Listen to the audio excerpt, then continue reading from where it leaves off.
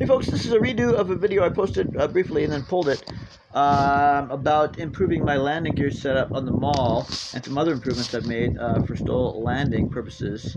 In the previous video, I had discussed how the landing gear wires, which are of course steel, they're not wires, but they're steel struts, steel wire underneath the plastic strut covers. There is just some wire right there. Well, it bends very, very, very easily. So with a couple of, harder than usual landings, or with a number of normal landings, eventually the landing gear just splays out. The wheels and tires just splay outward, splay out like this, out. After a short period of time, at least from my experience, the landing gear splays out. And as it splays out, the nose gets lower and lower and lower as the wheels go wider and wider and wider. And somebody pointed out to me in one of my previous videos trying to keep the airplane from nosing over at the end of the rollout. And I'm not having trouble nosing over during the landing or even during the rollout. It's at the end of the rollout when I'm having trouble landing. And I've got a new idea for that I'm going to try, which is to pulse the throttle.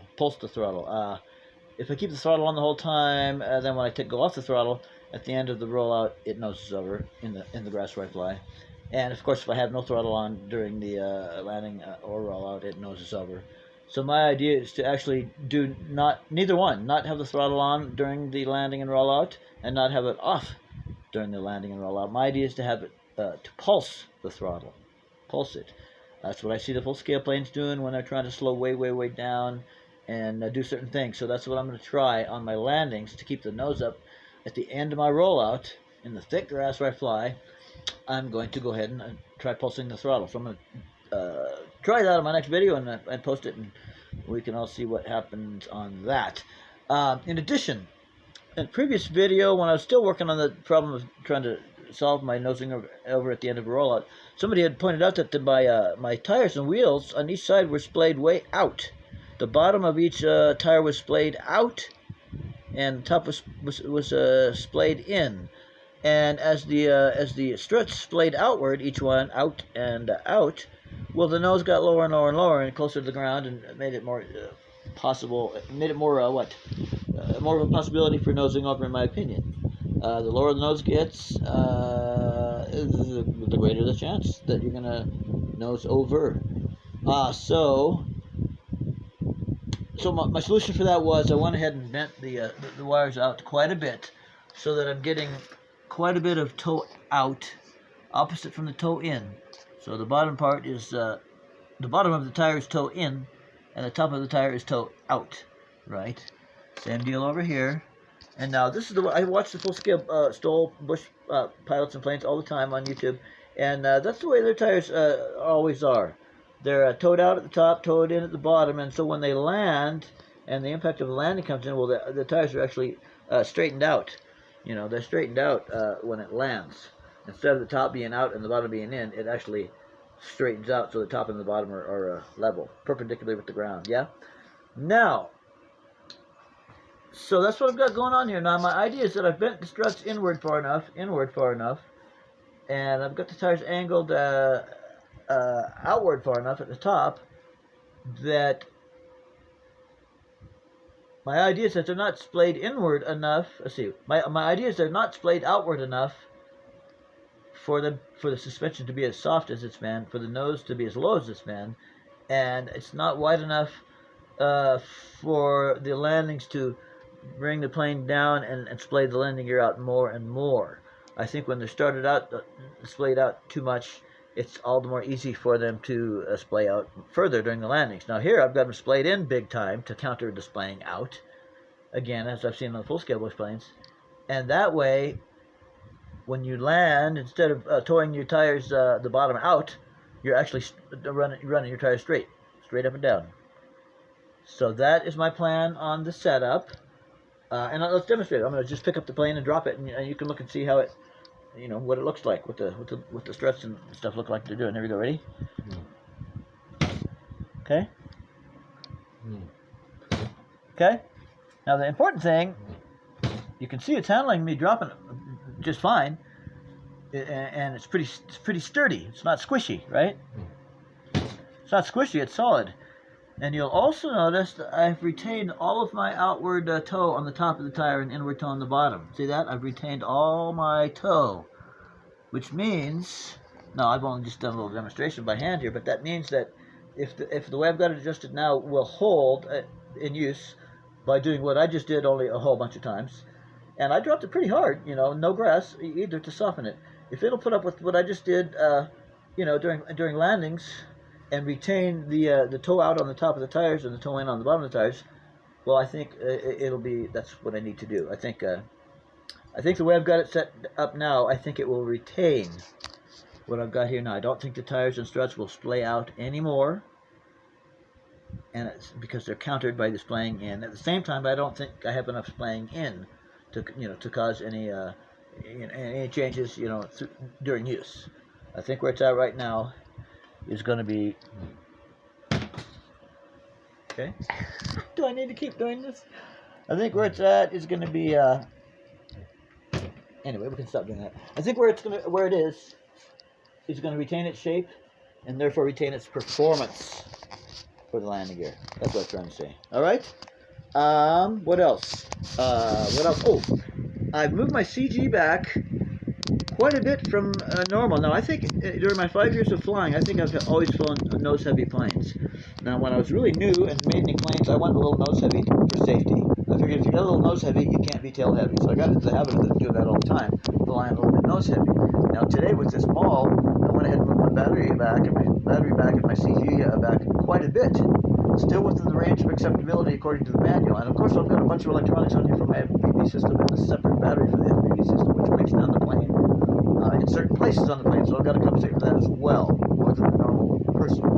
So anyway, so I got the CG. Before I had her balanced out with my FPV equipment on there, with everything else. She sits now ready to fly. She balanced out level. Okay, now she balances out a little bit tail heavy, and I wouldn't say it's a lot, but I wouldn't say it's a tiny bit. It's a fair bit. It's a fair little bit. Okay, it's a fair little bit of tail CG that I've got going on. And I found today from flying this plane that I can do 3-point landings that way, because I did several of them. I can really slow it down. I can slow it down enough that if I had the skills to do it, I could do a Harrier with the Maule, because it's going that slow, getting that high alpha that I've been wanting. Not only during the landing for the flare, but during the approach. And this is something really important I learned today. What I did today was what I've been trying to do for a while, and it follows a theory that I had recently. And the theory is, from watching the full-scale planes, is when they land a stall landing, they don't use the down elevator to descend. They use the throttle. They get themselves into a stall, right, a controlled stall, and then they descend by reducing throttle and maintain that stall, so they don't maintain that control on that alpha attitude, and so they could drop down on a 3-point landing.